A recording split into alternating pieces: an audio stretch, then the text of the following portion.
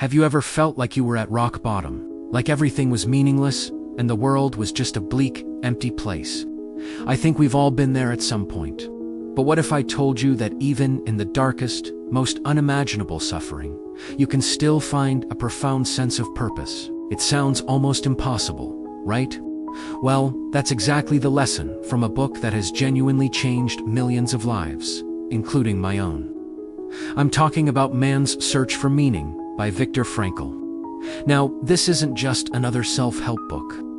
Viktor Frankl was a psychiatrist who survived the Holocaust. He lived through the concentration camps, places designed to strip away every ounce of a person's humanity.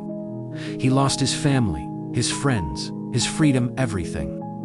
And yet, it was in this crucible of suffering that he developed a revolutionary approach to psychology called logotherapy. The core idea is simple, but incredibly powerful. Our primary drive in life isn't pleasure, as Freud believed, or power, as Adler proposed, but the discovery and pursuit of what we personally find meaningful. Frankl observed something incredible in the camps. The prisoners who were most likely to survive weren't necessarily the physically strongest. They were the ones who had a reason to live, a purpose to look forward to. For some, it was the hope of reuniting with a loved one. For others, it was a piece of work. They felt compelled to finish a book to write, or a discovery to share. For Frankl himself, it was the dream of one day lecturing about the psychological lessons he was learning from his horrific experience. This future goal gave his present suffering a meaning. He tells this one story that always sticks with me. During a brutal march in the freezing cold, barely able to walk, he started thinking about his wife. He pictured her face, imagined her smile, and had a mental conversation with her. In that moment, he had a revelation.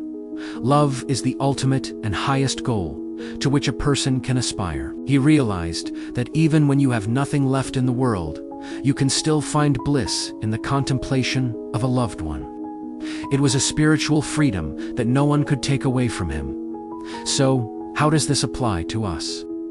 We might not be facing the extreme horrors of a concentration camp, but we all face our own struggles, heartbreak, career setbacks, loss, or just that nagging feeling of emptiness. Frankl's message is that we have the power to choose our attitude in any given set of circumstances. He says everything can be taken from a man but one thing, the last of the human freedoms to choose one's attitude in any given set of circumstances. To choose one's own way, this isn't about pretending to be happy when you're not. It's not about toxic positivity. It's about finding strength in your ability to choose your response. Suffering becomes an opportunity for growth when you can find meaning in it. Frankl suggests 3 main ways to find meaning. First, by creating a work or doing a dead-year contribution to the world. Second, by experiencing something or encountering someone through love, nature, or art. And third, by the attitude we take toward unavoidable suffering.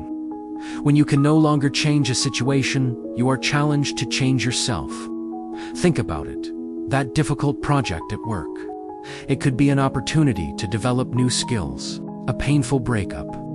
It could be a chance to learn what you truly need in a relationship and to grow into a stronger, more self-aware person. Even in illness or loss, we can find meaning in how we face our challenges with courage and dignity. Man's Search for Meaning is a short book. You can probably read it in a single afternoon. But its lessons will stay with you for a lifetime. It reminds us that life isn't about avoiding pain. It's about finding a purpose strong enough to make the pain bearable. It teaches us that our greatest freedom is the power to choose our perspective and find meaning in every moment, good or bad.